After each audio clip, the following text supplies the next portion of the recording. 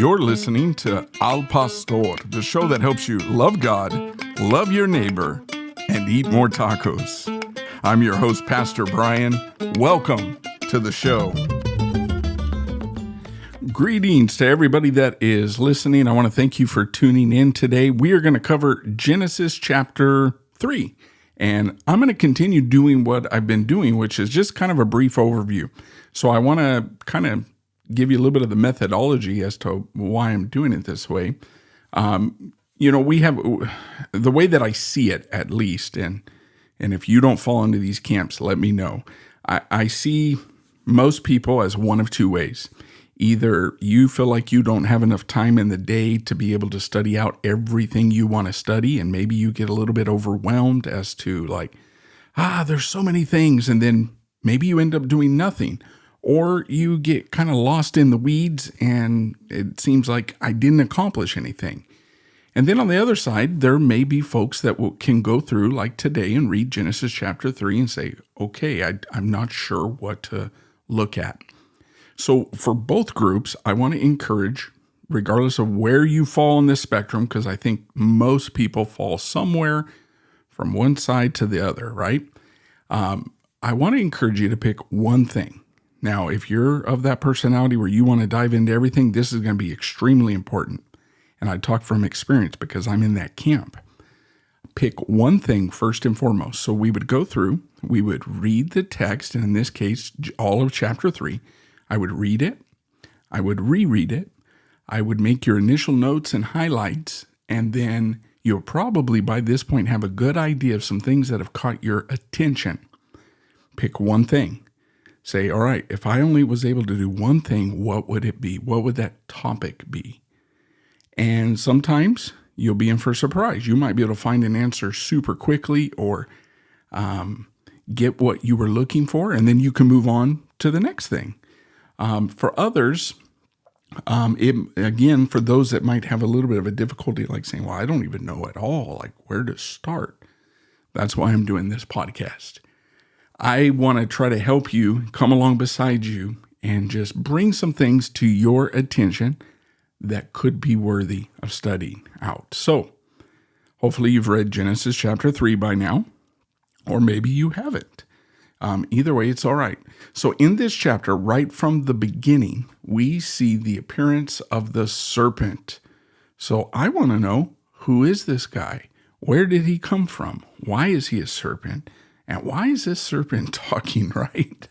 So if you utilize any of the digital resources that are licensed to you through Arvin Assembly, Faith Life Study Bible is a really good start. It's not overly technical, and I'll tell you, in the Faith Life Study Bible, they've got a great article on Satan in the Old Testament and the serpent on Genesis 3.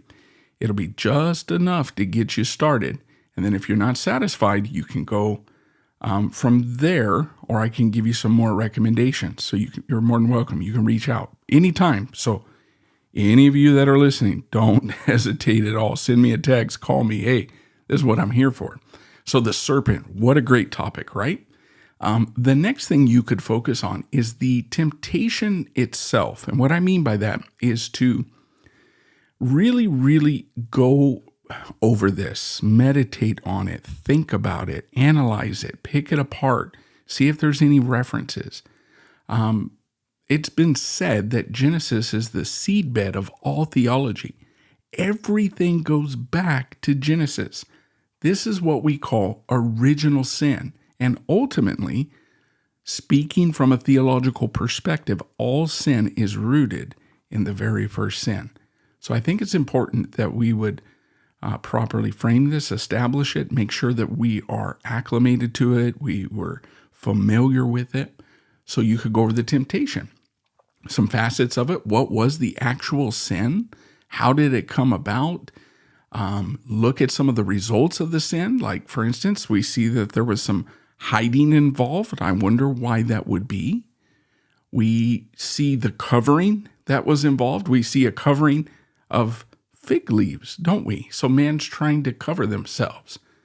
We also see the grace and the goodness of God as he called out to them, right? I believe in verse 8, it says, in the cool of the day. So that is the grace of God right there.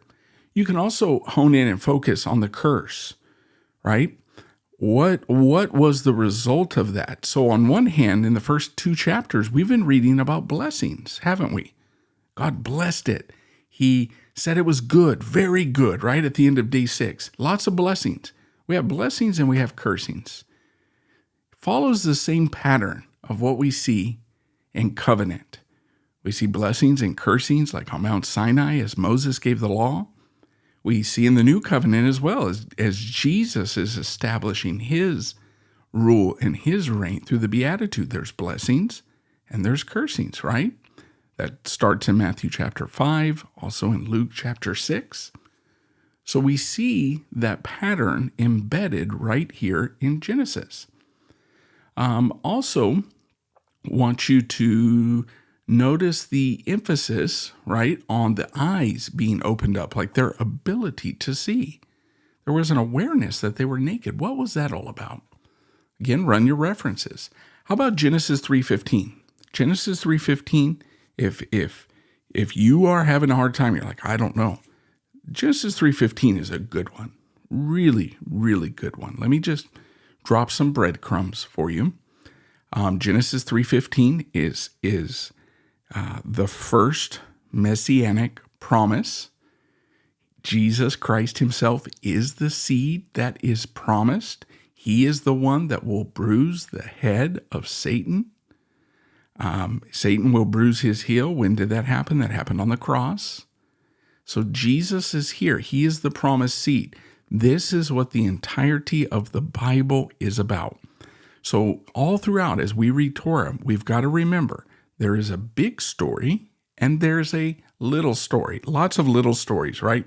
And all the little stories point to the big story. So as we keep the big story in mind, this is a history of the goodness of God. We see cycles, right? The blessings, the covenant, the goodness of God to man. We see man's failure, right, of transgression of the law, not coming under God's authority, and then God making a way, his grace of providing a way to enter back into covenant, back into relationship. So again, big story, little story. Genesis 3:15 is a really, really good place. Highly encourage you. Go through, look at that. Use everything you have available, right? Don't go Googling, but use your resources. How about the next one? Notice the plural language in verse 22. Isn't that interesting? God is using the word us. He says, behold, the man has become like one of us. Where do we see that plural language before? We saw that in chapter 1, didn't we? When God created man. What is that all about? And then, of course, look at the end. Verse 24. He drives out the man, place a cherubim. What in the world is a cherubim? Run some references, find out. And a flaming sword. You know, I would be willing to venture. A lot of kids might be interested in this one. I mean, we're talking flaming swords and angelic creatures. And he guarded the way of the tree of life. But notice also the direction of which Adam was banished. He had to exit in through the east. I wonder which way Jesus will enter into the temple, which way he did enter the temple when he first came, and which direction he will enter when he comes back. Could be the east. So there are several things that we can study. Now, is this because I want to just, and I say this often, right? And it's worthy of repetition. Is this because I want you to turn into some kind of book nerd or Bible nerd or any of that? No. Any time spent in God where your first focus is a good thing. So it's sort of like a muscle. We've got to develop it. We're not studying just to study. But what I think you'll find eventually is that if you can, in fact, fan that flame of inquisitiveness or like curiosity and begin to discover things for yourself, and ask God, say, Lord, put in me a hunger and a desire for the things that are from you. There really is nothing like the type of fellowship that you get from God's word. It's incredible. So make sure you pray. Ask God for guidance. Ask him for leading. Ask him to open your eyes so that you can see the wonderful works of his law, Torah. And I believe that he'll, when we give him that space to move, he can come in and help us. So please don't hesitate to reach out. I would love to hear from you on anything, any insights. I mean, you could say, hey, I'm struggling, or you can shoot me something. Say, hey, what do you think of this? And, we can kind of go back and forth. Give me a call. And, hey, if you want to do a podcast on something, we can do a podcast too. Like, hey, let's get on this topic. And then also, don't feel bad if you don't get to study everything, because at the end of the day, remember, we have 2 days that are quote unquote free, but they're not free to not read. It's just free to, you can shelve it, whatever the topic is, shelve it and say, you know what, I'm going to come back to this. I've got to move on. So I'm going to, and I ran out of time, whatever it is. Listen, I know. And we've got Saturday, we've got Sunday, and you can sit on it and you'd be amazed. Just let that kind of ruminate in you. All right, guys. Well, this wraps up our episode today on Genesis 3. I hope it was somewhat helpful for you, and we'll see you on the next episode.